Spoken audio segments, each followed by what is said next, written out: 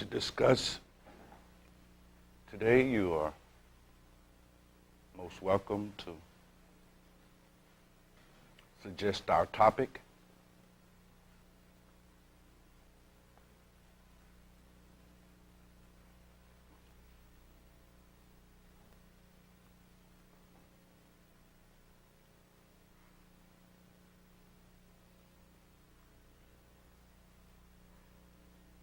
Yes, beloved.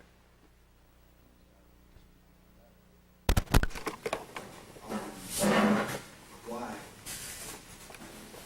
the spiritual approach to living and a focus on becoming more spiritually powerful is the only way in which black people can be healed, as opposed to all the other types of ways that we have tried to bring about a better condition for ourselves these are the last few hundred years, economics, so on and so forth. And why those things have failed, and why the spiritual approach is the only thing that can really help.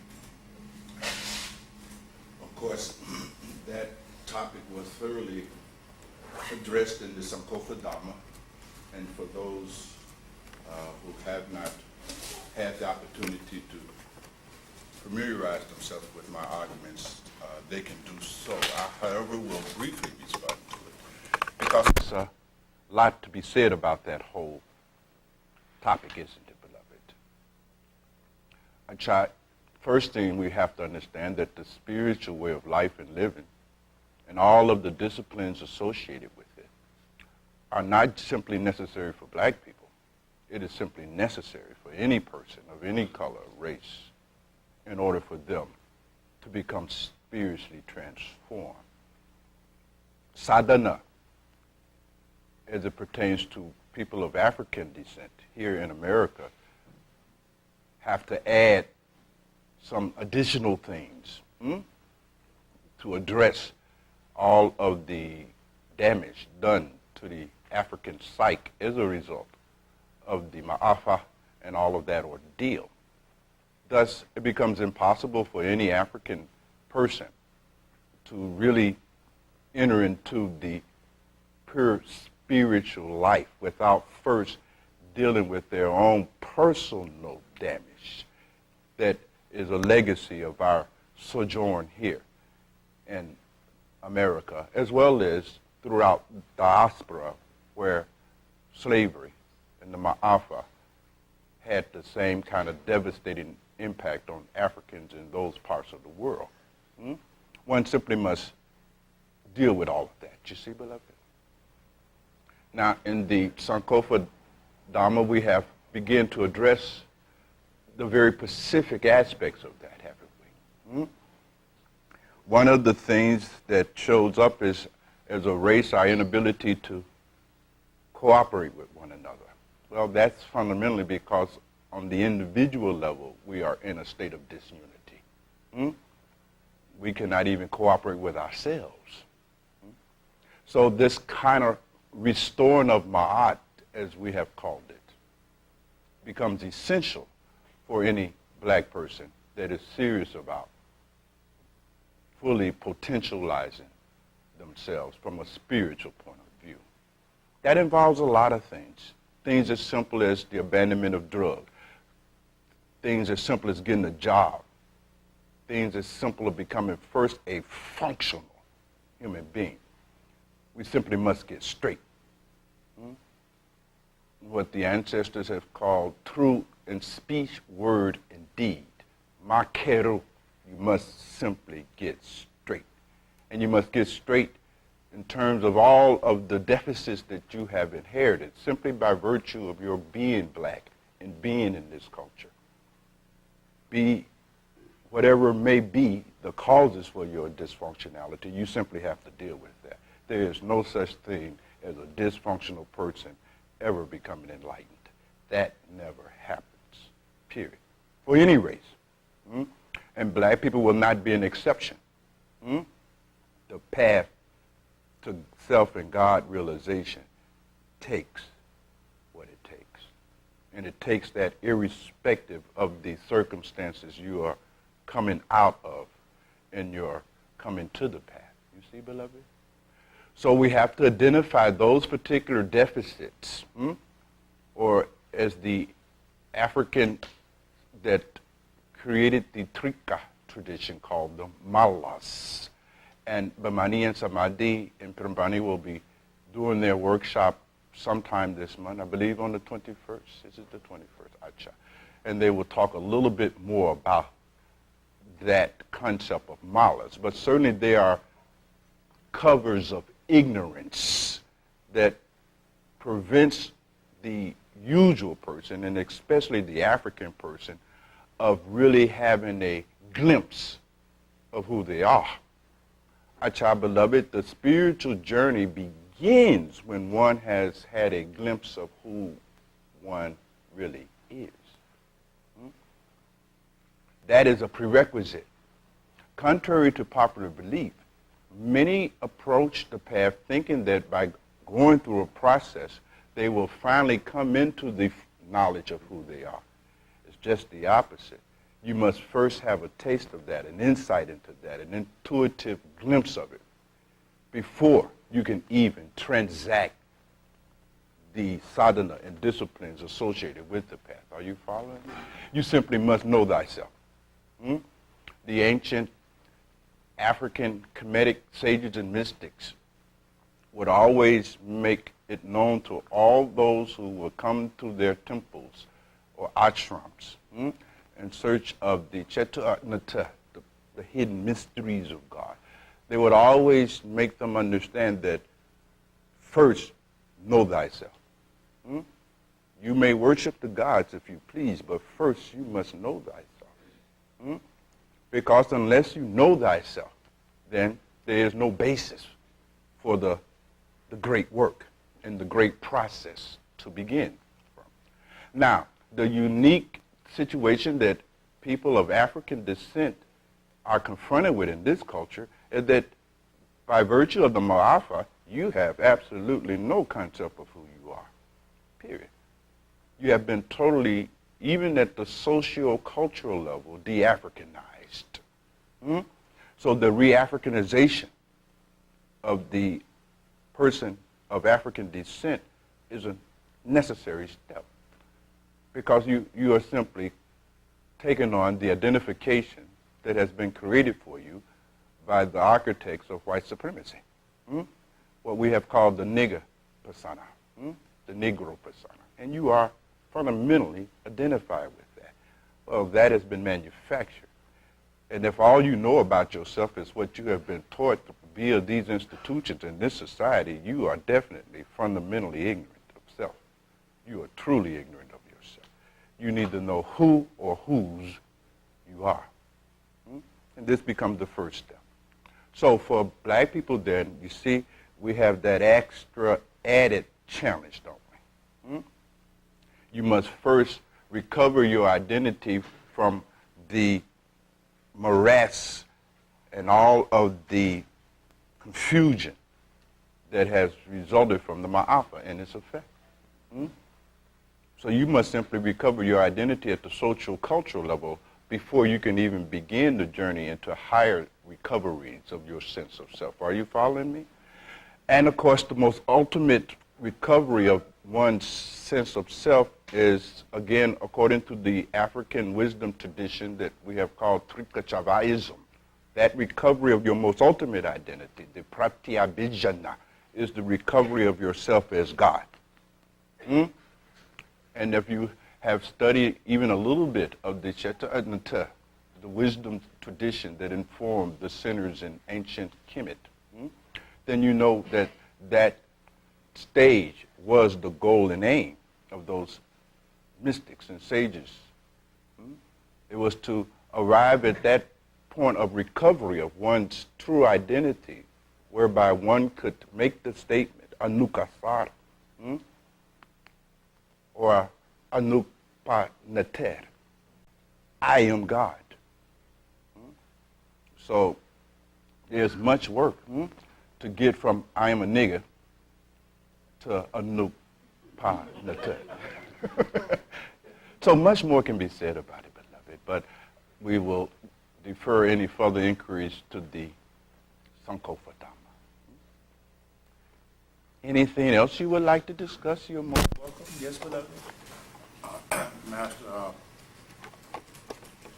after having achieved a certain degree of self-consciousness and maybe evolution, what is the relationship of the people in the house to the outside world, to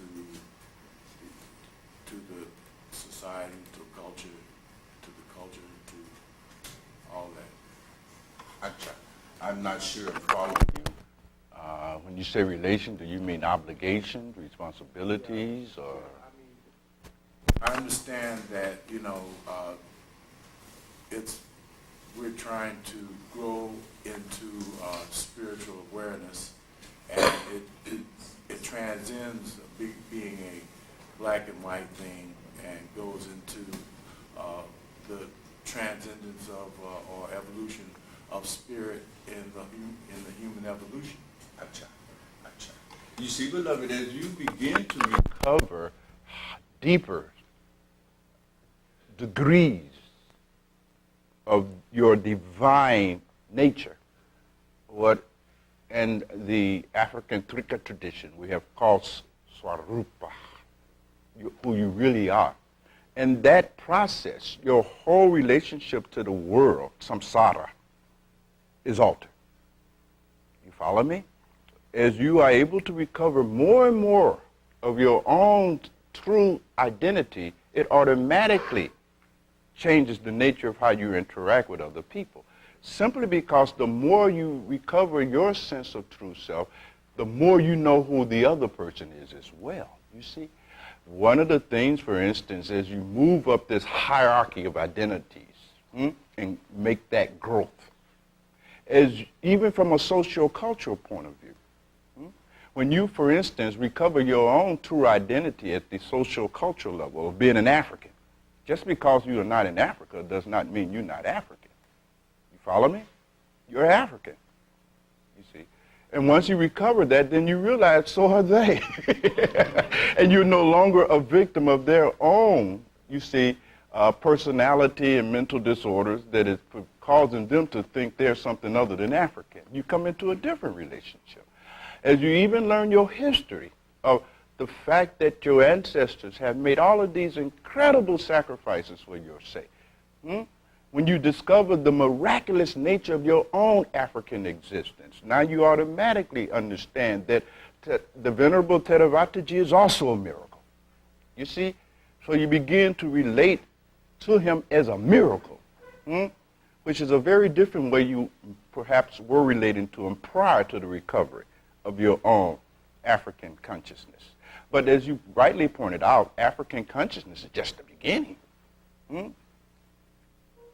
There's more, because we're really talking about the recovery of your divine consciousness. And that is not African, it is not European.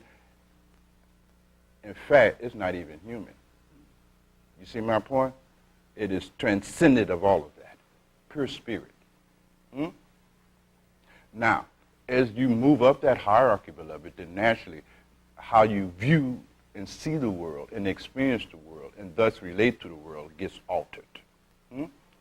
Once, for instance, you have recovered your true identity as divine, then you begin to see the world as simply a manifestation of your own divinity and your glorious nature.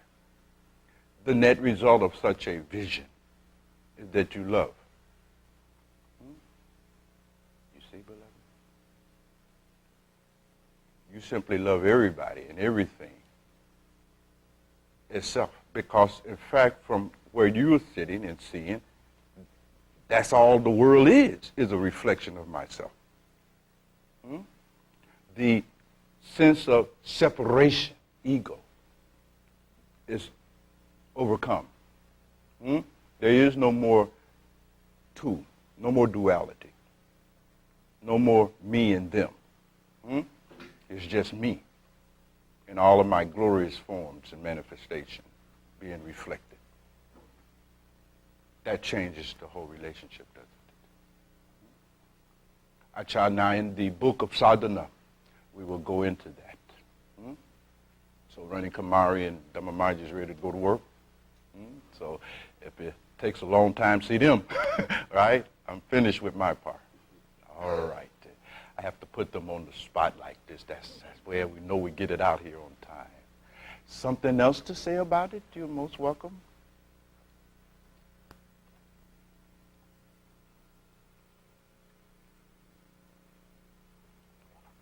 You see, beloved, that is why we have those kinds of disciplines that we do have in association with the sadhana of the house. The sadhana of seva and so forth and so on is a way of starting to prepare you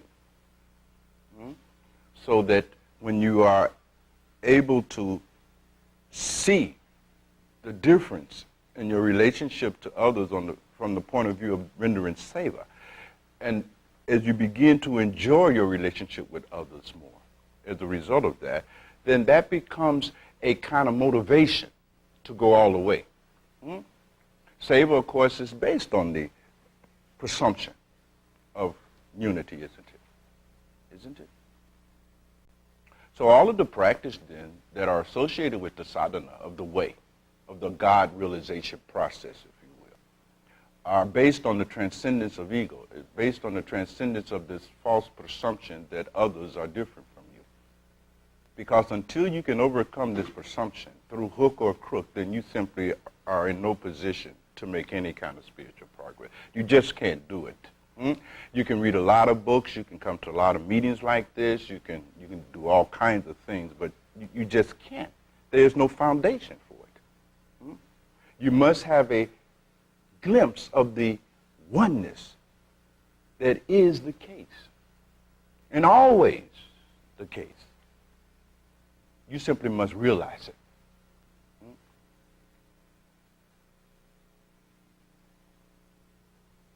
So we can say a lot about this. Something else to discuss? You're most welcome. Anything you like. Yes, beloved. So good to see you again. Male, female. We come here in these bodies, you know. Why did I come as a female rather than a male? Why did you come as a male? What is how do we transcend that? And what is the transcendence of that about? Well, you have to enjoy the distinction between being female from a spiritual point of view and being female in gender and in physiology. To simply have the physiology of what we call a woman does not necessarily mean that you are any more female than Satvati, right? And we can clearly see. The point I'm making, beloved, is that female is a aspect of God. And most spiritual traditions, God is conceptualized as being androgynous, right? Both male and female. And it is out of the female's Shakti, as we call it. The African ancestor called it Mut. That everything comes into being, right? Everything that comes into being out of this Shakti Mut. And are made of it. So everything is made of female energy. There is no other energy. The argument, beloved, is that the whole creation is nothing but a manifestation of the divine female force that was called Mut or called Shakti. You see? So from a spiritual perspective, you see, we are all female. You see, you have no other option because that's all it is. Because Shakti, the divine female force, and by female I mean creative. Creative. The Shakti or Mut is the creative side of God. It's that side of God out of which God creates. When God begins the process of creation, that's the female dimension of God at work here. So everything is made out of that energy that is Shakti, that is Mut. It is the mother of creation. Not only is it the mother of creation, it is creation. It is both the creator and also the objects created. There is no distinction. She is everything and everywhere. She is the world.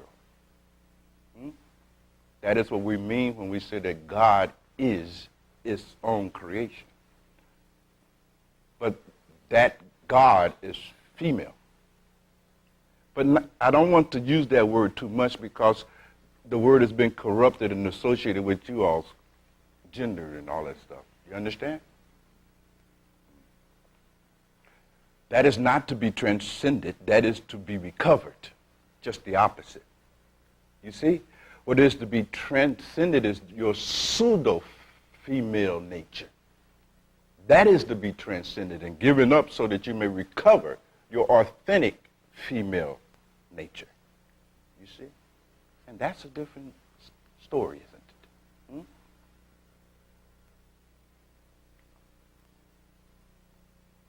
In the book of Sadhana, we will talk about it. Talk much about it. Because this Shakti,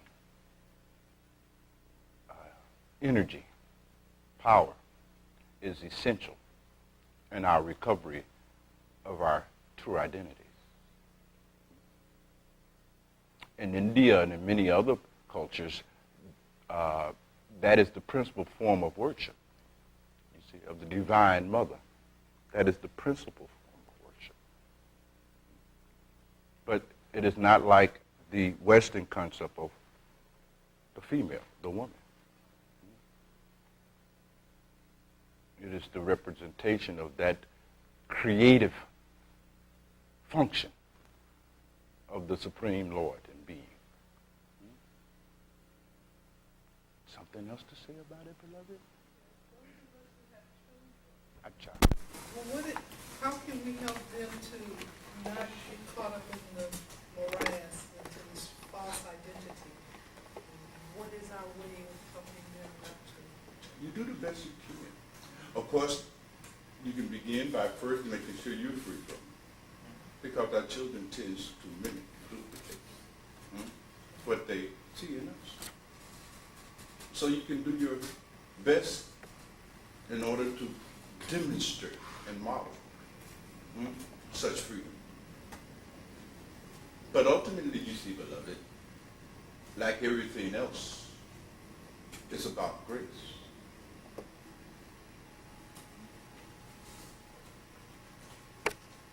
Just as your own existence is about grace. You've done nothing. You see? Ultimately, have you? So everything is ultimately by grace. Dayal. Anugraha. Grace. But you do the best you can by way of demonstrating.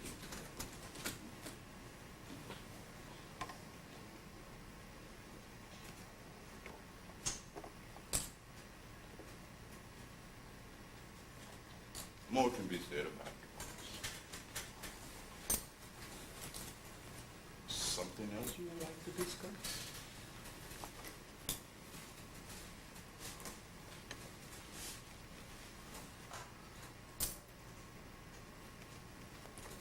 Okay, Pat, my daughter has a question.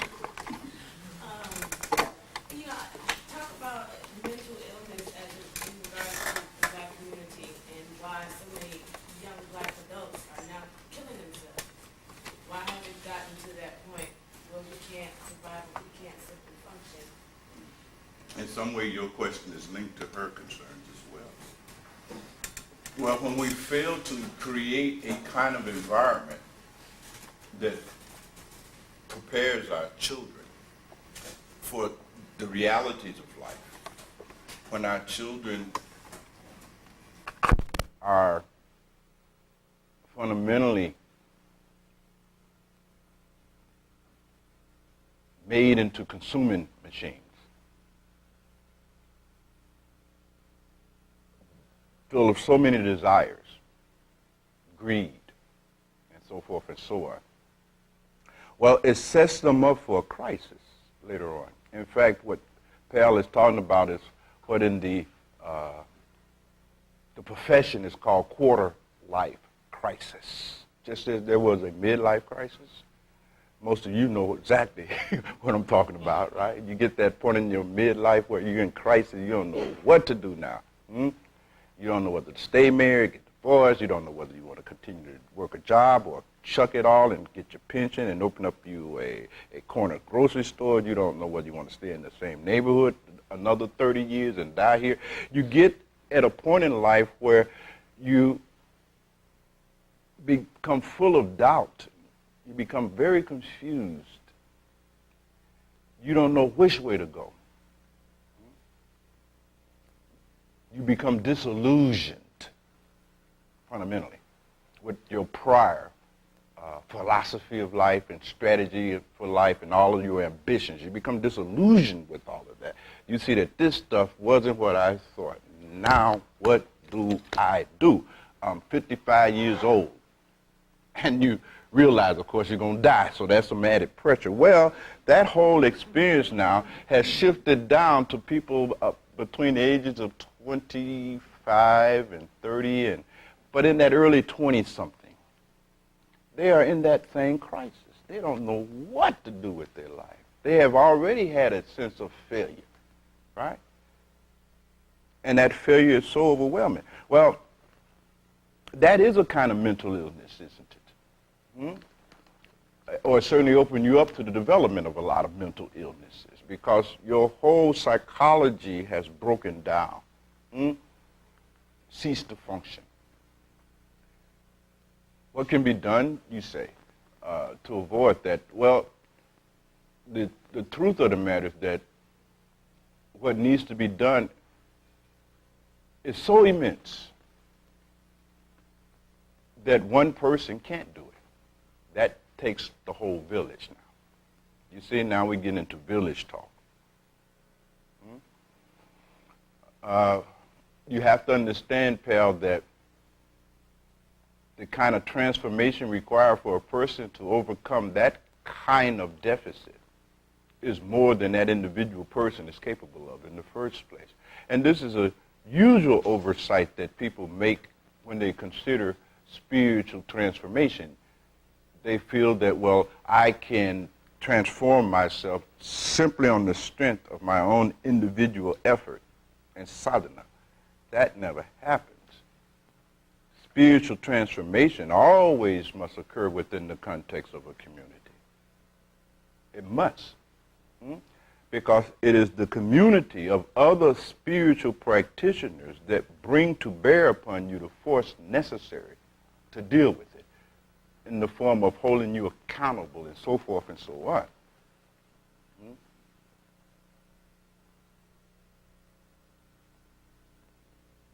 But much of these forms of depression and suicidal impulse that we find in our young people in your age group, all right, most of your friends, right, feel as if their life has been a complete failure and it's all over with. And they're ready to die, literally. They've given up on life. Sure. Because they have started life with a false view of what real life is all about, isn't it? Their view of what life should be about comes straight off the television set, straight out of the magazines, and so forth and so on. Their view of life is fundamentally hype. And they find out that I can't make hype function like life. And then they don't know what else to do because these children only know how to hype and not how to live. Not knowing really how to live and only knowing how to be a creature of hype, they're in a tremendum. They're in crisis. They don't have those sets of skills. Well, they don't have those sets of skills because the community did not develop them in you. That's fundamentally the whole thing.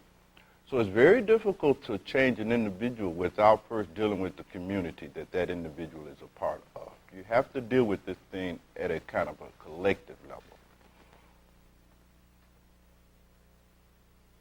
That is why we have argued here at the House about the necessity for really implementing the principles of community that we talked about, the politics of save and so forth and so on. All of that is designed to create a healthy community.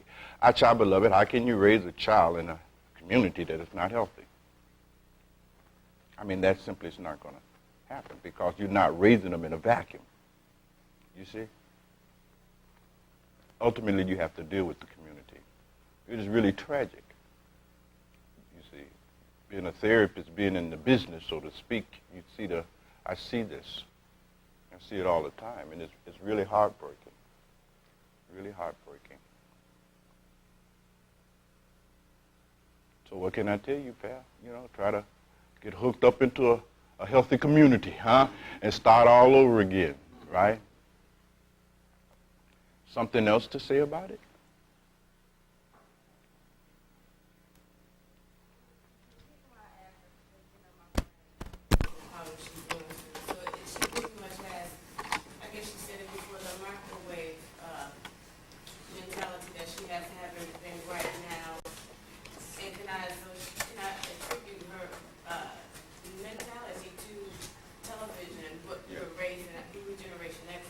It's the whole city of the West. You see, that whole McDonald-mindedness. Everything right now. The impulsivity, right? America, in fact, tells you shouldn't have to wait on nothing. Right. I mean, this is the cultural, imperative. Don't ever wait on nothing. If you can't get it right away, Move on to the next. You follow me? Well, this now just results in those victims of that kind of propaganda inability to bring the requisite degree of tolerance and patience to life, doesn't it? So what you find is that our young folks, and some of our old folks as well, suffer from tolerance deficit disorder. They simply do not have the requisite degree of tolerance and self-discipline and patience necessary to live at the real level of life. They have no stamina. Hence, they are easily discouraged. The microwave, right? The microwave is a metaphor, right? You want to pop something in there, push a button, and in 30 seconds, you want a 12-course meal. You see my point? You want an alternative to sweating over a hot stove and making the meal the only way that a 12-course dinner can be made. You can't make it microwave. So when the individual becomes full of all of this kind of impulsivity, cultural impulsivity, then naturally they're going to have a lot of disappointment because guess what? The world don't work like that, does it? The world does not respond to your impulsive desire. It doesn't work like that. Thus, they begin to have a lot of disappointment. Failed expectations. Well, what do we call the experience that happens when a person's expectations are not met on a continuous basis? What happens to them eventually, Siddhanta? frustration, disappointment, and all of those are euphemisms for depression. Now they become depressed. Well, depression is fundamentally the feeling that I don't have enough energy to live. That's all depression is. It's a depression of the rock. It is a depression of chi. It is a depression, a dissipation, a diminishment of life force, right? Depression is simply the sign that you become too weak to live. You don't have enough energy to do what it takes. You follow me? You cannot handle any more failures. Well, you're going to always fail because you've set yourself up for failure on the basis of your unrealistic expectations from life and others, and even of yourself. Therefore, most of the kind of clinical depression, this depression is really going to do you in is arising from this person's false and unrealistic expectations of themselves. Because they've been bombarded in the media with the images of these young boys and women out here who have made $50 million by the age of 21, right? And there's so much of that propaganda in the media. The feeling among young people is that, damn, if I haven't made $1 million by the time I'm 20, I'm a failure. I mean, this is really their feeling. And certainly by the time I get my degree, and within a year of that, by the age of 25, I should be rolling in dough. And of course, that doesn't happen. And so they now are confronted with the failure of their own self-expectations. And that's usually what puts them over the edge. So it's a lot of stuff here. Well, Pal, I'm making this point because as long as you are full of these false expectations, then you have no perforce but to undergo such a destiny. What is required then for young people as well as the old people suffering from the same malady is that you got to see things the way things really are. Your view has to be cleaned up. The malads, the layers of ignorance that is obscuring and covering your intellect have to be removed. Your intellect is not functioning. Interesting. It's very seldom we talk about having a dysfunctional intellect, isn't it? I'm telling you, most often, it is because you have a dysfunctional intellect. The buddhi, as it has been called in the tradition. Your buddhi, your intellectual faculty, the mechanism by which you experience knowledge, the mechanism, the faculty through which you know, that faculty itself is dysfunctioned. You see, it's impure. It's full of dirt. I used to always liken the intellect or mind to a mirror. And just as we use a mirror, we can look at ourselves and, so many other things.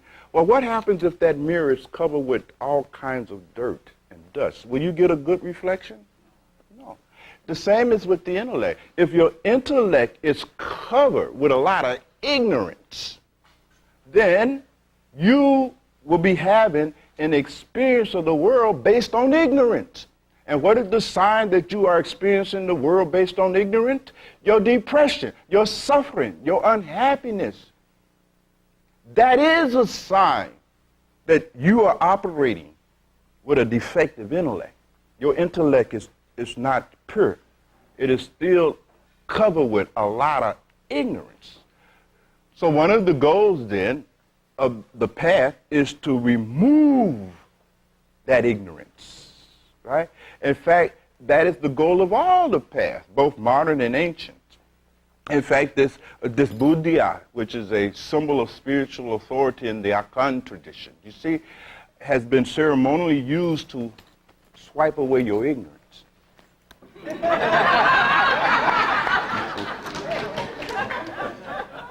It's a symbolic gesture, you know what I mean? But if only it worked, huh? But that was the whole point, you see, that was the point. We have to sweep your mind clean of all your ajana, of all your ignorance, so that your buddhi, that mechanism that enables you to know, the faculty of cognition, can accurately reflect things the way things really are. Now that automatically gives you the ability to operate your body-mind accurately in relationship to the way things really are. Hence, no more disappointment. You follow me? Because you are now able to see things clearly. We have called that vavika. You see? There's the personification of vavika, right? Vavika. And Maharaj used to always say that 90% of enlightenment is made up of vavika. There's a direct correlation between the coming into full recognition of self as God and the degree of purification of the buddhi, of the mind, and its capacity to see things the way things really are. We have called that vavika jhana, the power of intellect to know and to know rightly. Vavika jhana. And so that is the whole purpose of satsang and books and so forth and so on. It is to deal with the removal and the wiping away from your intellectual and mental faculties all of your ignorance. The first ignorance is ignorance of yourself. As long as your buddhi is obscured and covered by the dirt and dross of ignorance, you can't even know yourself because it is the instrument that knows. So that's the first order of business. And if you don't know yourself, I don't care what else you know, you are fundamentally ignorant. You follow me? All other knowledge is meaningless. You don't know who you are. Thus, you do not know how to live in this world. And the signs of that is your unhappiness, is your dukkha, is your misery. It doesn't matter that you might have come up with a strategy to practice self-denial and delusion to give yourself relief from the agony of your ignorance. That's just, strategy. It doesn't change the fact that you're ignorant. You follow me? We see that, don't we? I mean, we see it in our community a lot. More so in my era and prior to me, when we didn't have as much access to education. But I remember growing up, and even nowadays we see remnants of that kind of character in our community who try to talk like they have 12 PhDs from Harvard. Have you seen them? Oh, they're so proper. But this is fundamentally an idiot. They can't add 2 plus 2. They don't know any of that stuff at all. They only can act like they're intelligent. But really, they are not intelligent. And the signs of it is in their life, in their living. So it hardly matters whether we have developed coping mechanisms that enable us to deal with our fundamental ignorance. But it's just a coping mechanism. Ultimately, you got to get real knowledge. Real jhana. You see? Sudaviya, real knowledge, pure knowledge of the way things are. And in the recovery of that jhana, you see, then all of these so-called mental illnesses drop away. Mental illnesses are there because you don't have any jhana.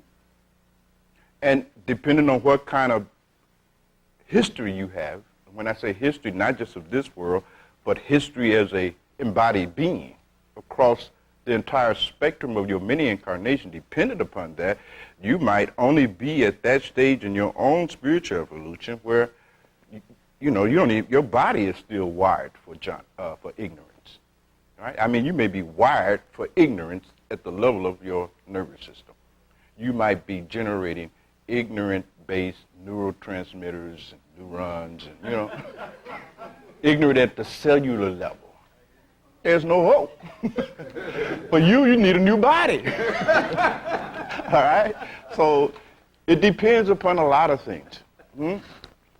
And yet, we all notice that each of us have an individual and unique position when it comes to this.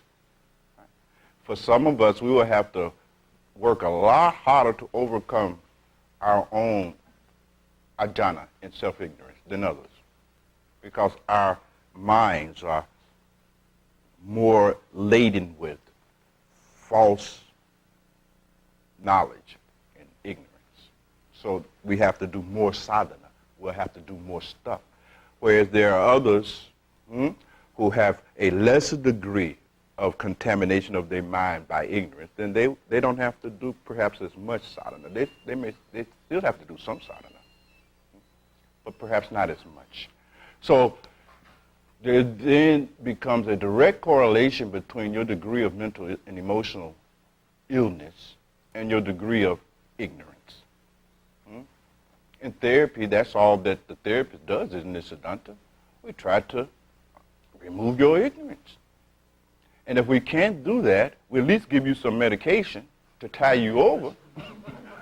But that's all that is about. It is medicating you to relieve you from the agony of your ignorance. That's fundamentally the function of the pharmaceutical dimension of therapy. Even therapists understand that's not a cure. We're just trying to, keep you together until we can help you. Now, there are some who buddhi is so embedded and contaminated that you can't clean it up. Them we institutionalize and medicate forever. There's just no way to clean them up. Too much stuff. They have self-deceived and self-deluded themselves to a point of psychosis. Right? So a lot can be said about it. You begin to understand it? Now, Dayo Sahib and then Samadhi Sahib. Acha. My question has to do with this aspect of dysfunctional intellect and recovery of self and realizing one's identity as God. To a great extent, would you agree that our very language itself, the way we talk and express ourselves, is almost structured and designed to reinforce the concept of a separate self? The subject, the verb, the object is all one grows up thinking, even expressing themselves, trying to communicate with others in terms of myself being the subject. Yeah. And hence, the microwave mentality might only be an evolutionary logical progression of a language that's foundational in terms of that frame of thought. Yeah. But in terms of recovery of oneself, and then using the language Yeah. to think in the way we were taught and then to deal with this aspect of recovery, would that not then make, instead of the observer, the self, this I, this conditional individuality, make that person no longer the subject but the object, and that which we ultimately hope to identify, knowing ourselves as God, becomes the subject.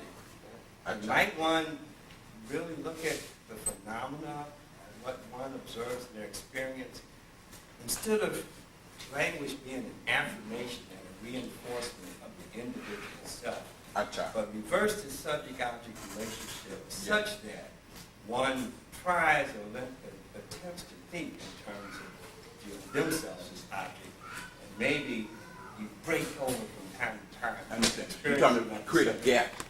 Yeah. And in fact, there's been a lot of sadhanas that are designed to create such a gap.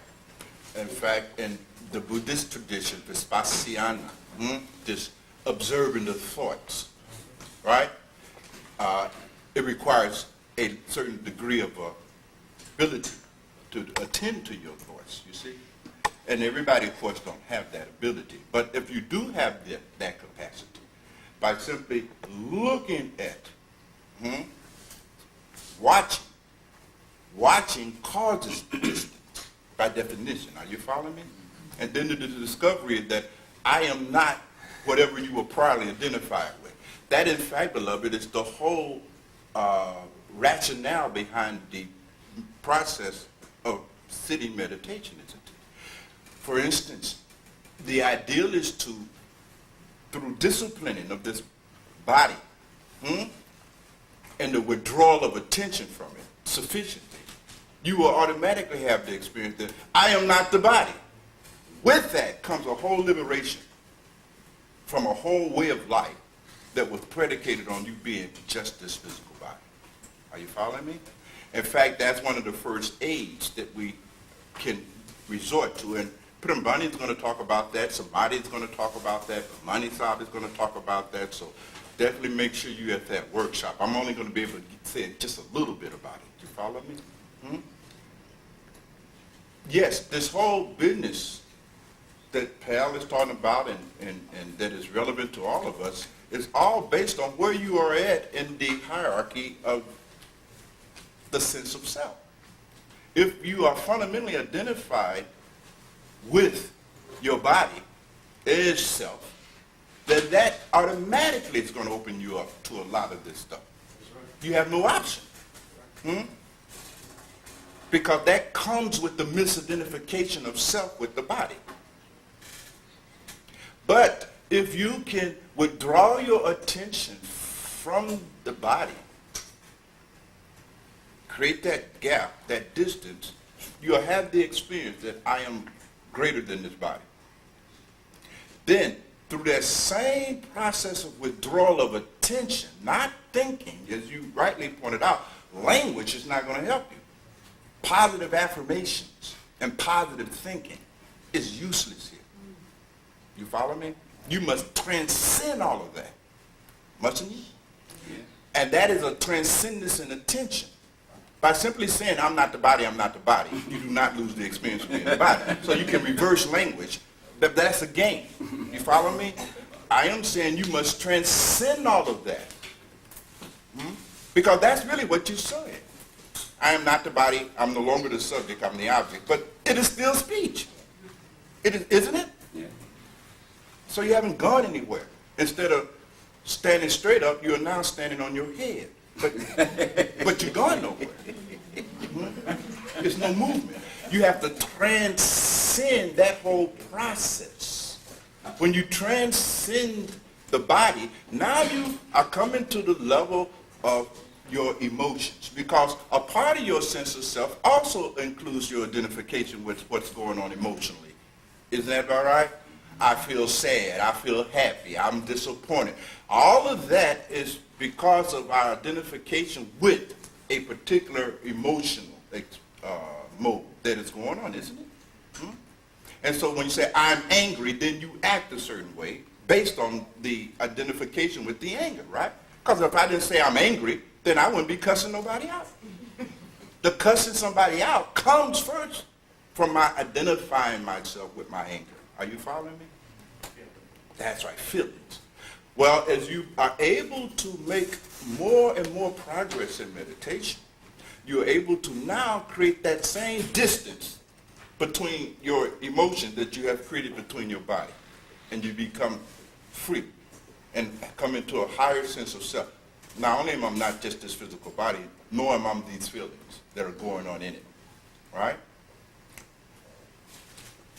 More practice, progress, finally leads you to the point now where you can create that same distance between your thought. Because your most ultimate form of identification is with your thinking, your thought, your opinions, your beliefs. And you really feel you are your thinking, your thought. But if you can move a little deeper, you'll find out, no, am I my thoughts. Thoughts are objects arising in consciousness. Now, in the book of Sadhana, we're going to break all of this stuff down. And we will talk about the trinity of being. It's interesting, isn't it? The trinity of your being. Now, the truth, beloved, now looking from a higher point of view, you are not only the subject, you are also the object. And you are the medium that is experiencing it. That's the reality. Pramata, prameya, pramana. You are all three. And yet transcendent. You see? It is an amazing thing. That's the whole argument about the collapse of duality, isn't it? Yep. You see? As long as you're saying that I'm the subject, then that's the object. Or whether you reverse it. Well, now I'm going to be the object, and that's going to... You're still in duality. From the highest point of view, you are all of that because there is nothing else but God. Tat Suram, all of this is God. in the African wisdom tradition of Afrika Shavaism, it is said in one of the tantras that Nasavam Vijati Kasit, which means that there's nothing that exists that is not Siva. Siva meaning God. Nothing that exists is not God. Profound. Isn't it? Therefore, the subject is God, the object of the subject is God, the medium through which the transaction is happening, that is also God. Nothing that exists is not God. And if you are God, then nothing that exists is not you. QED. Samadhi, something to add? No, I was just going to make a comment about the mental illness and the microwave mentality. That it's ironic that all of this urgency to have everything now or do everything now is also coupled with the false sense of living forever. So what's the urgency of having it now if you think you're going to live forever? So the problem comes in when you realize you're not going to live forever. Yeah. And the more that conviction is there, as it is with young people, incidentally, because most young people really don't feel they're going to live, not just forever. They don't think they're going to live for 50 years. You see my point? So forever has been compromised in their case. But in them, there's not even a feeling that I'm going to live to be 50. You see? Many of them have already, as little children, already presumed that they will probably be dead before they're 35, right? So now as they go through their lives and they're getting closer to 35, can you see the urgency of it? I'm 30 years old. I finished high school and went to junior college. And I ain't succeeded. And I ain't got but 5 more years to live. That's a crisis for them. But you're absolutely right, somebody. This kind of death concept is there that fuels it, doesn't it? So, and that is another form of ignorance, isn't it? Right? So it's really, ultimately then, in the initial stages, the spiritual process is really about first removing the various layers of ignorance that we all have. So it's not just one person has it, or 2 people have it, that we all suffer from the disease of ignorance. Yes, beloved? A friend of mine went to, I believe, Ghana. Mm-hmm. And he was met with some of the elders. Acha. And they diagnosed him with a disease. They told him he had ancestors deficiency syndrome. I like that. We're going to borrow that from you. Is that all right? Ancestors deficiency syndrome. All right. To my question, isn't that the root of most of our problems not being connected to those To knowledge. before us? Yeah, and that's the whole point. The source of knowledge, now we're going to, just speaking sociologically now and culturally, in terms of a continuum. And one of the arguments pertaining to African in America is that we have been disconnected from an authentic African continuum. The continuum meaning that source of knowledge that people had accumulated for dealing with the vicissitudes and the issues confronting black people. Some black people, way back in our experience, have already figured out how to deal with the white man, or have already figured out everything you're dealing with that pertains to your being African, for instance, right? And more. Ancestral wisdom is not just about how to be safe and black in America. You have a very narrow understanding of the vastness of ancestral wisdom. It's talking about here's the same wisdom you need to deal with your woman and your man. You understand? Your children, right? But if you are cut off from that, disconnected from that, then you are, by definition, working from a deficit, aren't you? Hence the ancestral deficit disorder and syndrome. You are working out of limited knowledge, what we have called in the tradition sudaviya, limited knowledge. Even their language and their terminology was precise. You have too limited knowledge about life to be happy. How about that? Yeah. Your knowledge base is too limited. All you've done is gone to the university and got a PhD.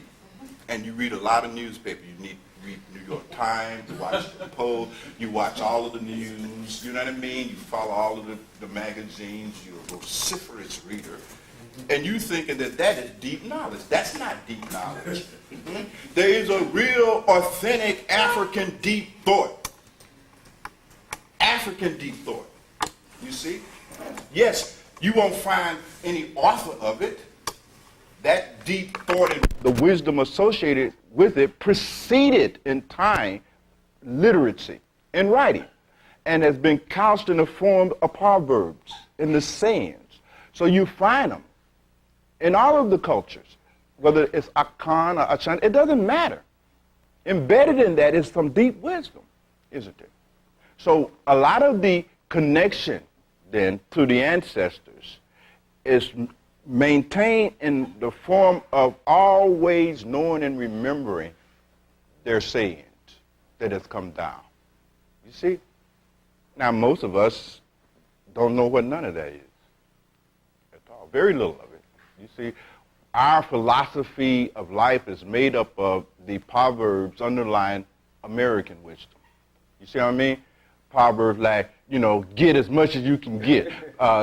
Be number one. You know what I mean? You know the American gender of Proverbs, right? You see?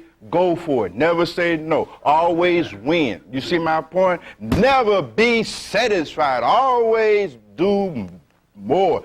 Those are the Proverbs that underlie and inform and shape your worldview, right? Because your worldview is made up of these Proverbs, right? You may read a few books, but those too are nothing but commentaries on the Western Asili, aren't they? Is it anything else? Nope. Anything else? Nothing. All right? Even your African authors and philosophers that you are reading, most of them is simply giving you comments on Western philosophy, which is still not African. Just because an African person wrote something on Freudian psychology, that ain't African psychology. It's Freudian psychology being further validated by a person that is black. That's all that's about, isn't it? And it is the same with the black theologian who is writing on Christianity. That still has nothing to do with African theology at all. It's Western. So you begin to have to look behind this. But you're absolutely right. Cut off from that uninterrupted flow of wisdom. Disconnected from that ancestral wisdom. Wisdom that stretches back to before the first time. As the African calls it, Zeptepi. Before the first time, right? That wisdom was there operating. Cut off from that. Now, you're trying to transact something as complex and immense as life with limited knowledge, almost no knowledge. Is there any other possibility other than your failure? Any? Doom.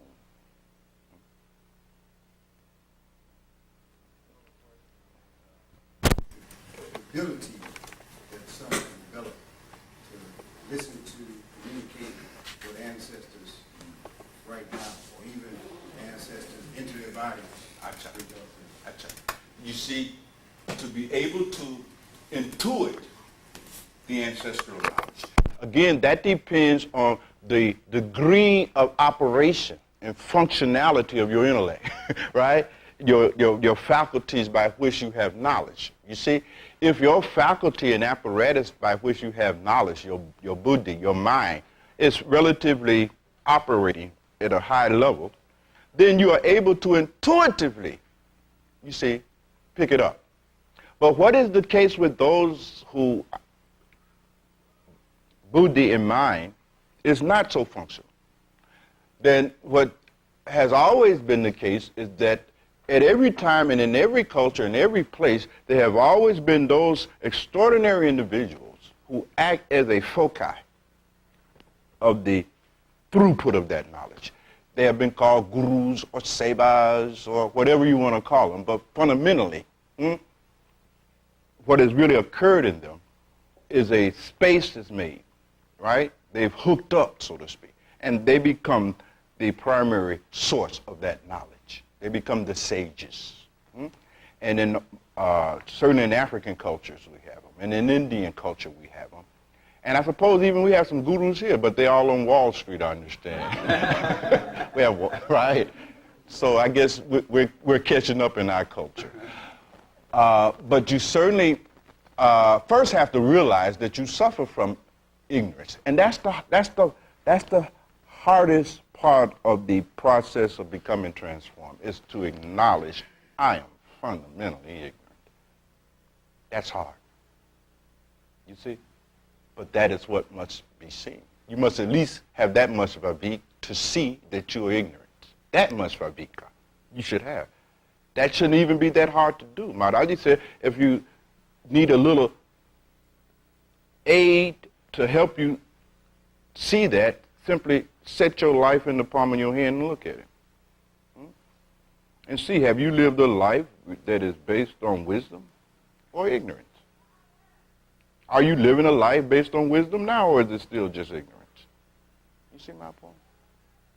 And if you can look honestly and openly at it, you will find, yes, I am ignorant. You see, it doesn't make you a bad, worthless human being. It just, you're ignorant. You see. Ptahhotep said that you were born ignorant, therefore the need for a savior. Clear. Clear. Yes, beloved. The African concept of polygamy, the purpose of it, The what? the concept of polygamy. Polygamy. Right. Oh, we practice that. We have a form of polygamy going on here in America, don't we? Well, I understand. I don't even know if polygamy has a spiritual purpose. I think polygamy is More or less a response to social realities. Of course, we can say that there might be something compassionate about it in the sense that a woman is not left to struggle on her own to raise her family and is brought in by another man. Very often in ancient polygamy, it would be that man's brother. And even in some of the remnants of the practice, you can still see that flavor, right? Where the brother would naturally assume the responsibility of his brother's family if something should unfortunately happen to his brother, and so forth and so on. Even if that means taking his wife in and raising his children and so forth and so on. So we can see something like that. And even in India, there was a reversal of it, where you had women that had multiple husbands and so forth and so on. So yes, at some level I can see its utility. But polygamy per se simply has nothing to do with becoming more spiritual. You know what I mean? It is a practical solution to a community problem, you see? And you have to remember in those times, you know, there was no agencies, there was no other place that such people could go. If the community did not take care of you, you perished. Or if that brother did not take care of you, the person perished. Today, of course, we have all kinds of things here, you see, to deal with those same eventualities, because women are still being, you know, left widows, right? They've come up with different ways of dealing with that. That's the way they dealt with it then. But over time, you see, it can just simply become a way of masking. You see my point? Just man's own particular desire to create status. You see, even in some of the traditional cultures in Africa, it's just a symbol of status. You know what I mean? It has nothing to do with rescuing nobody. It has nothing to do with love. It's status. You know, I'm a king, and I'm a bigger king because I got 40 wives than you. You only got 12. I'm a bigger king. You know what I mean? It becomes ego-enhancing. But it has nothing to do with authentic spiritual growth. I wish that would be the case, because some of these players out here would be Buddha. You know what I'm talking about?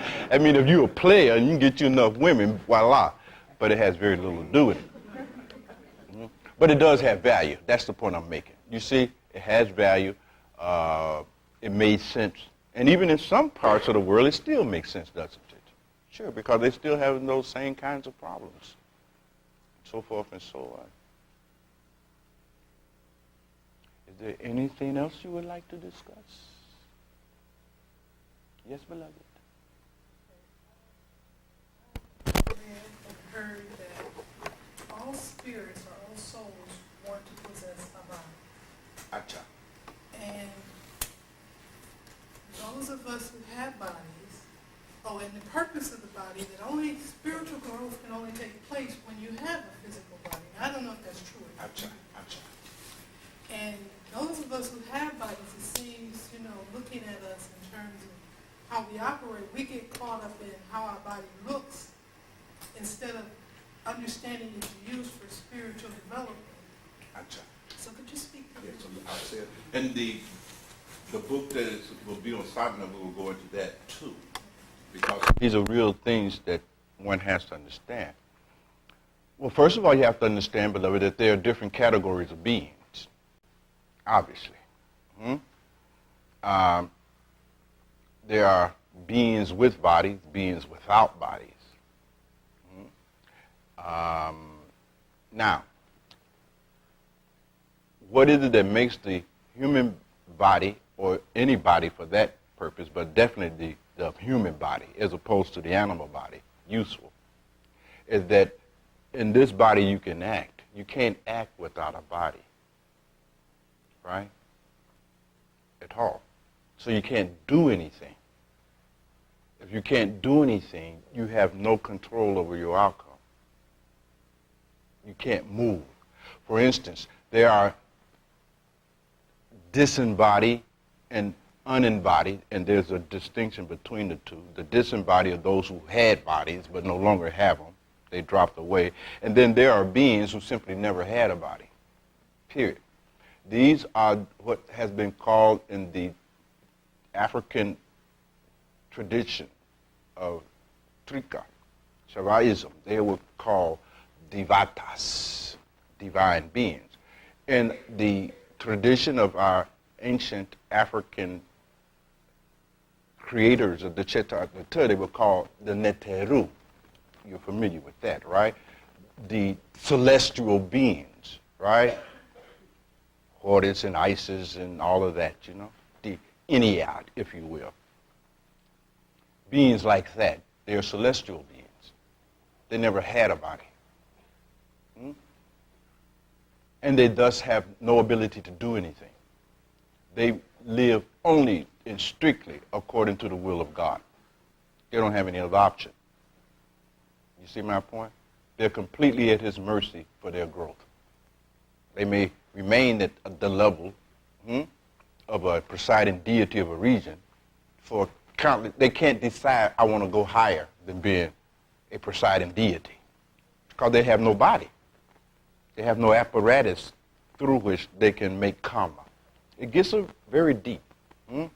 The ability to make karma is necessary. Action. You must be able to act. You must be able to have the experience of free will. And you can't have that experience of free will except in this body. Right? This body then is God's unique mechanism by which he can reactivate his will and recover his full identity. It's an amazing argument. I can't go into it today because it requires that you have some fundamental understanding. So I will defer you to the book so that you can read systematically. You have to understand more about the metaphysics of creation. When we say creation, what are you talking about? You think we're just talking about what's in this physical world? You think that is the sum total of creation? You see? This is a small matter, isn't it? At the workshop, Samadhi and Bhamani and Prembani will talk to you some about the metaphysics of it all, divine metaphysics. You have to understand. And so from the top to the bottom, there's all kinds of beings. There are beings who literally are still having the experience of being God. There are beings who are still so close in the unfolding of the universe. They're still so close to that original point that they're still having the experience of being God, even though God had already sped them out.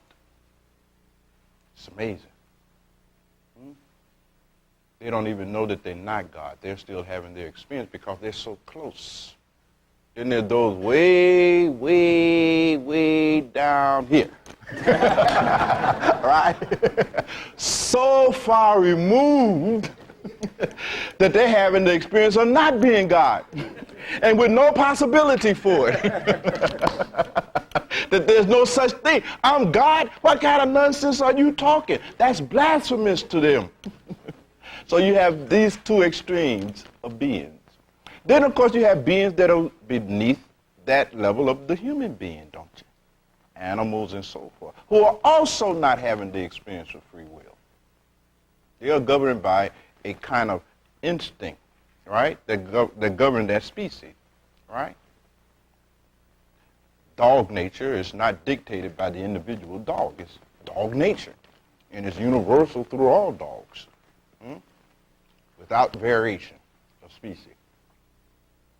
So you're beginning to understand then that having this human body, this temple as it is called, it is interesting that the temple of Karnak reflects this body. Have you ever really studied something about those ancient edifices, the temples at Edfu and so forth and so on? They're constructed like this body. Even in Dogon culture, the way they lay out their whole community, it reflects this body. In India, in fact, they have called it the Nanaranjan Devi, the temple of God, you see? Because it is understood that without this body and its ability to do karma, there's no way.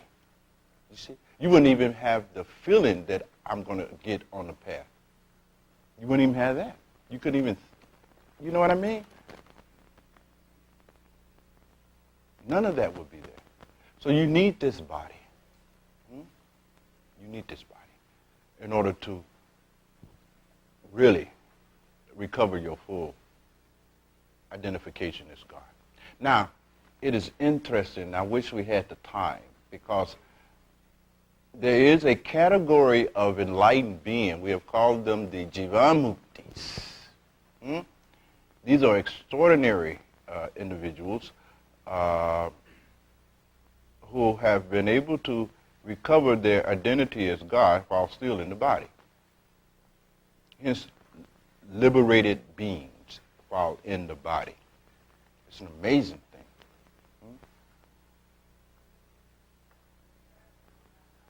Such is the value of the human body. So when you get a chance, beloved, I think you should read that, and then we can really, and I hope that we will have an occasion somewhere in the future where we all can really sit down. Now we can really get going into deep African thought. You see, we haven't scratched the surface yet. You follow me? We've been having deep Western thought, right? But we're going to get into some African deep thought here now, because the stuff is profound and it is deep. That ancestral wisdom, beloved, it is profound. You see? The Buddha called it grahata, right? Deep, deep. He says this dharma, this wisdom that I have. You see, one is deep, profound, only knowable to the wise. That's the first thing. If you don't have requisite degrees of viveka, you can't even understand the Dharma. The Dharma will make no sense to you. And Siddhanta was asking about the spiritual way of life. It would make no sense to such a person. Spiritual way of life? What are you talking about? You see? Novavika. You see? For them, that life makes sense only from the American point of view. How much money I can make, how much food I can eat, how much sex I can have, how much, you understand? And they cannot even conceive. What are you talking about? I mean, it doesn't make sense. It really doesn't make sense to them. They have no bhavika.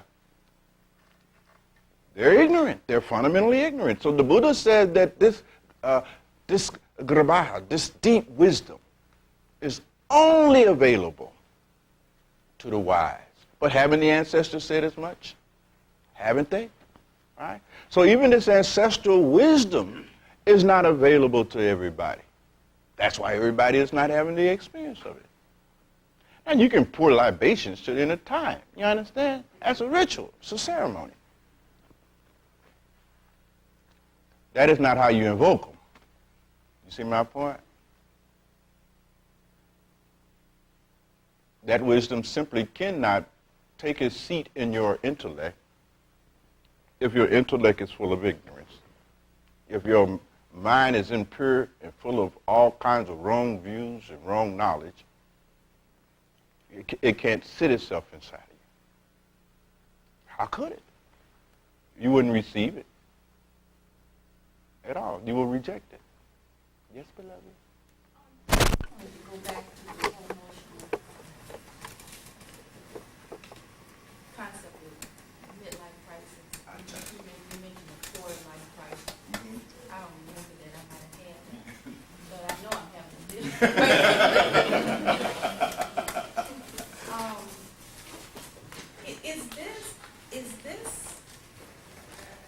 This concept, is this a Western concept, or is this a universal type concept? Or, I mean, because I hear so many people, there's been a lot written about it, there's so many people that talk about it, and they're sort of saying the same kinds of things in terms of their feelings. Yes. Well, it is And definitely, how do you get through it? it's definitely a Western phenomenon. Oh, okay. Because of the way we are put together as a society, so forth and so on.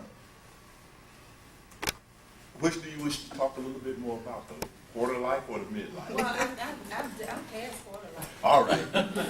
well, you see, beloved, Over the course of time, if you are just averagely intelligent, I mean, even in spite of being covered by layers and layers of self-ignorance of your divinity and so forth and so on, there is a kind of intelligence that just is conferred by virtue of living, right? And if you have lived life with any modicum of awareness, you eventually reach a point where you exhaust your ability to lie to yourself. That's the first thing that happens. You exhaust your ability to deceive yourself. You can no longer, therefore, remain at the level of charlatan. You see? Now, most of us are charlatans. You see? You are pretending to be satisfied and happy and know what you're doing and all that other stuff. You are a charlatan. You are faking it, right? And you are able to do that because you still have the ability to deceive yourself. But at some point, just the gravity of looking back out at the outcome of your life undermines and utterly destroys that capacity in you now. Now you suddenly have ran out of the next lie. You can't tell yourself another lie. You want to tell yourself another lie. You trying to come up with more. You consulting books, see what kind of new lie can I find. You're trying to come up with a new variety of lie. You see. But they don't work no more. And now you realize that I have not made my life count for anything, technically. You see? that my life has no meaning, no purpose. You have not found out the answer to any of the perennial questions. Most of us, you see, we live so much of our life without even trying to find any answers to any perennial question. Who cares about a damn perennial question? You see at 25, right? I'm not worried about is there a God, and if so, what is its nature? I'm not worried about death and is there life. I mean, you ain't worried about none of that kind of stuff, right? But at some point in your life, especially as you grow older, and your ability to remain in denial about your eventual death begins to erode, doesn't it? Because why? This body start hurting, right? Back start hurting. Doctor diagnosed, yeah, you got a little cancer down in that prostrate. You know what I mean? I mean, the writing becomes clear. You look in the mirror, the hair's turning to gray, the teeth are falling out. You can't remain in denial. Life brings you out of that. And it says, you die. Of course, you were dying from day one. But now it becomes clear to you, you're dying. You're going to die. And with this realization that you're going to die and your inability to lie, crisis occurs. I'm going to die and I can't lie. You're in trouble. You see my point? You're in trouble now. And you don't have enough time to go back and start over, although some will. Very often what happened in midlife crisis, beloved, I'm going to go back to school. It's too late. You're 65 years old. You don't have no career left. There is no career time for you left. Well, I'm going to go get married too late because at your age, you won't even see your kid graduate from kindergarten. You don't have enough time left to enjoy your children. It's all gone, squandered on bullshit.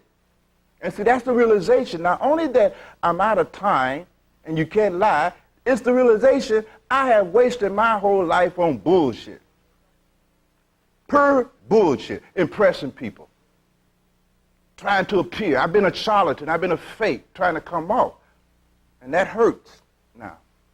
Because where are all those people that you spent your whole life trying to impress? Where are they at now? Did you get any awards? What do you got out of that? Nothing but emptiness.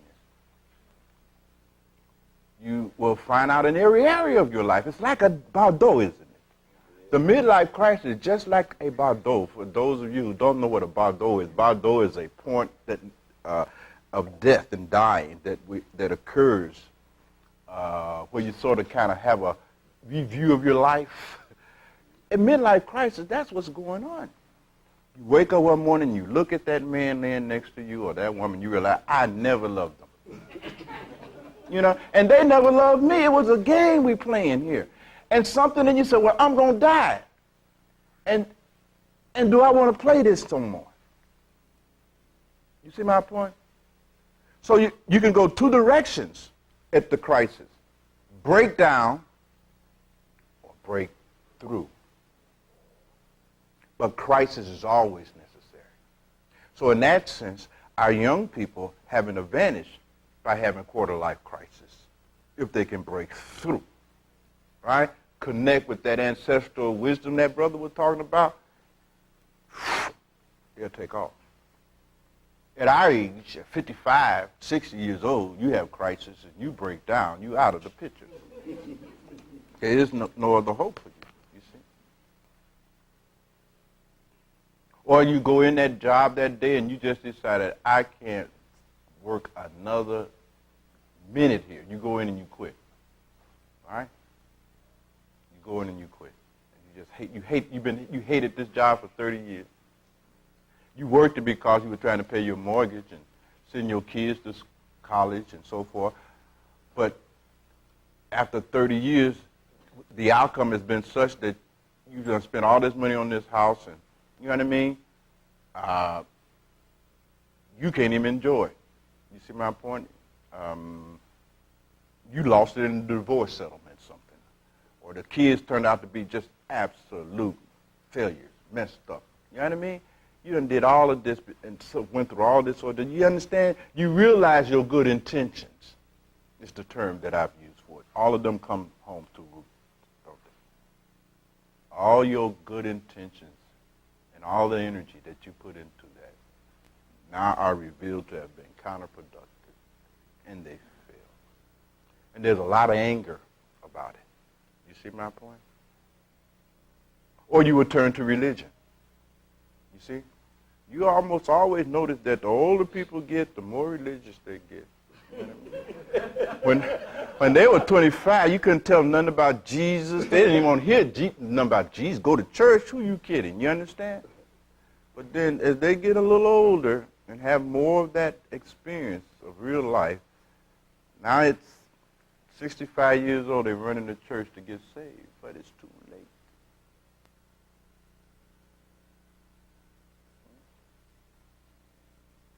It's too late. For some. You see my point? In a nick of time for others. So it depends. So each of us then, if we live long enough, are going to really come to this crossroad, aren't we, beloved? And it is a difficult time.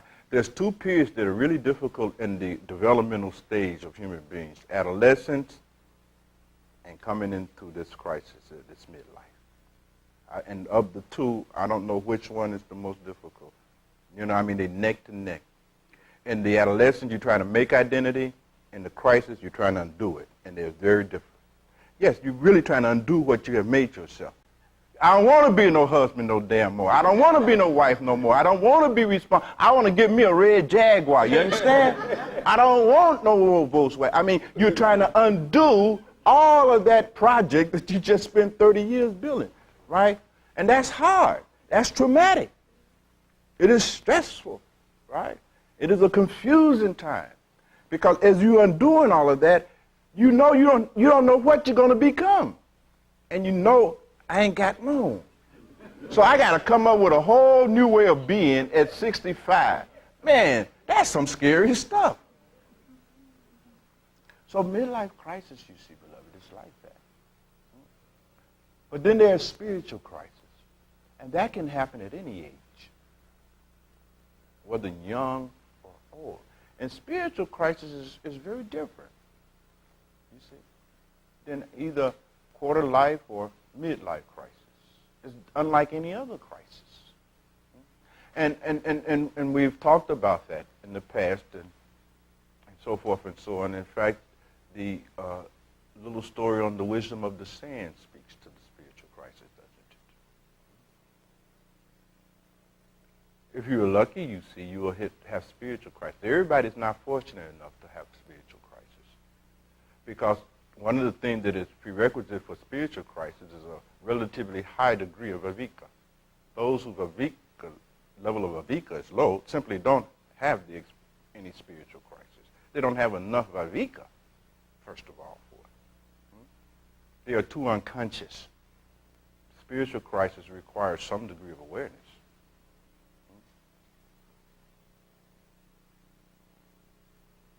But if you're lucky, you'll have spiritual crisis.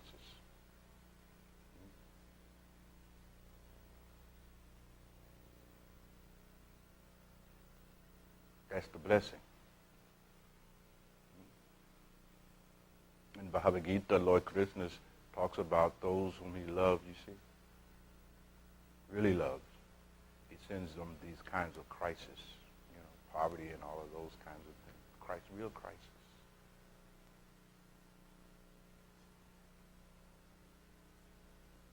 And so I've asked you all to consider it on a personal level.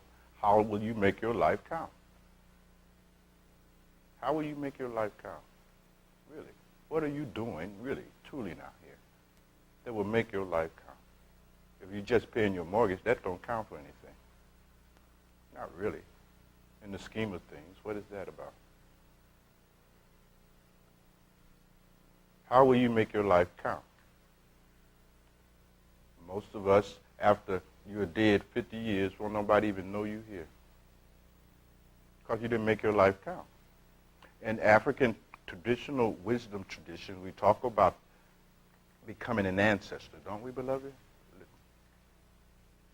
But you become an ancestor because everybody that died does not become an ancestor. You are presuming, you are flattering yourself that you will become an ancestor one day.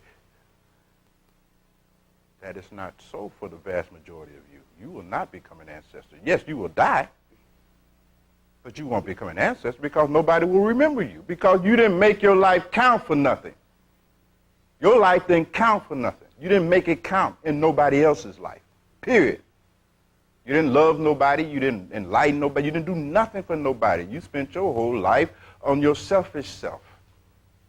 And therefore, your life did not count. When you did, in 25 years, the only record of you would be in the morgue somewhere. Otherwise, it would be as if you never even existed on the planet. You touched nobody's life. You did nothing. Your life did not count. And after your children did, for sure, it ain't going to count. Because then won't nobody even remember you. That's the key, isn't it? Who will remember you? Who will remember you?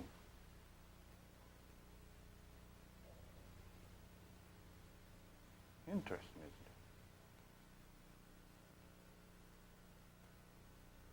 isn't it? The ancient old folks used to talk about living your life in such a way that you are always remembered. In the hymns of Amun and all of the various hymns that you'll find in the literature or what literature has come down out of the Cheto and so forth and so on, and you see these beautiful litanies, don't you, where they're talking, and one of them is about, this guy's talking about who he is. I am the noble man. I don't know if you all have read that particular hymn. It's a beautiful hymn. But the noble man talks about how he made his life count. I fed the hungry. I clothed the naked. You understand? I am the noble one. I did this. I did that. You see?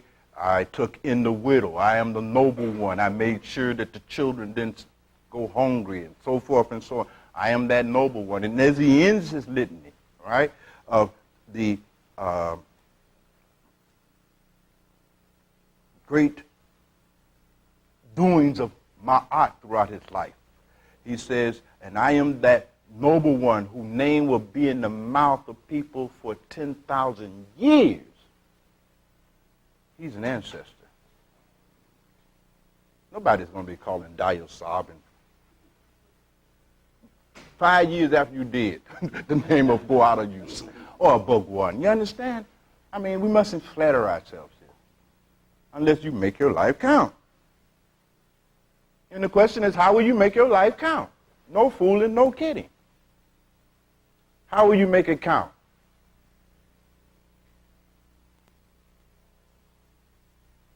If you haven't answered that question, then you're really not living with any purpose, are you? Yes, beloved?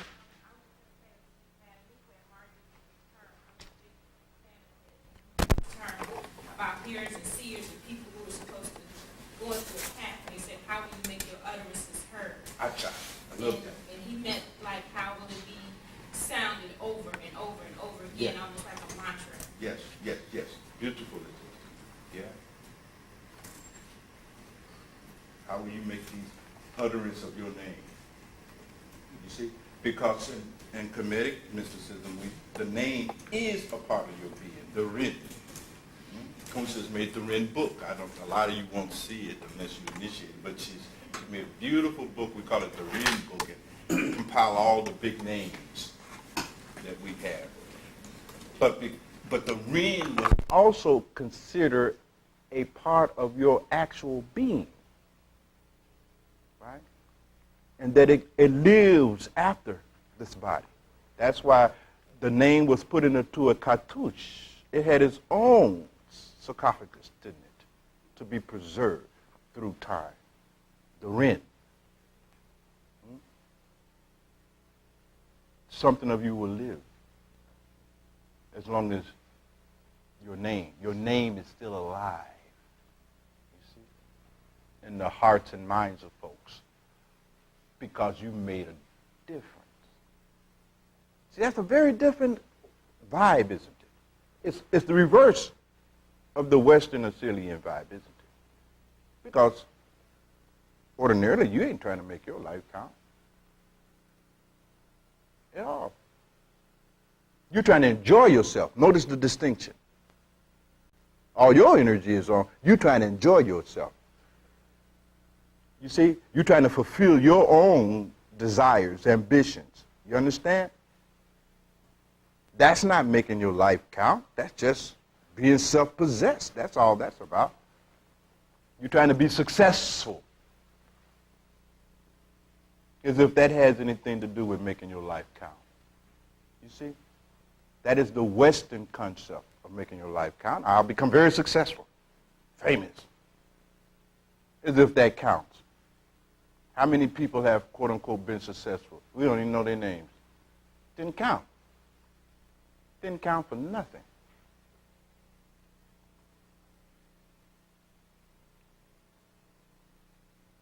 So that's what it is about, beloveds. We come here because we're trying to make our life count. That's what this is all about. It's not about anything else. Or it shouldn't be about anything else. Let me put it like that. All right, I think we had enough for today. We will have prasad and you can just come by and so forth and so on. I'll come back to the stop to this side, and then the other side. And then after prasad, would you all remain seated if there's any announcement that needs to be made? Where are you, Bhagwan? Do you have any announcements? Do you have any announcements for today? Yeah. So would you remain seated until Bhagwan makes her announcement after the prasad?